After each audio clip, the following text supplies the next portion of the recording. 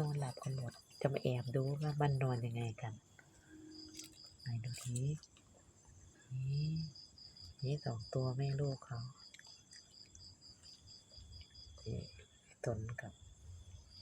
โอเลี้ยงนอนง่ายท้องสบายเลย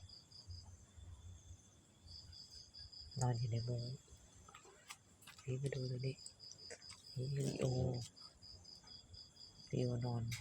ด้านมาฝั่งนี้ครับนี่ฝั่งนี้ไม่ใช่ชาโคกับ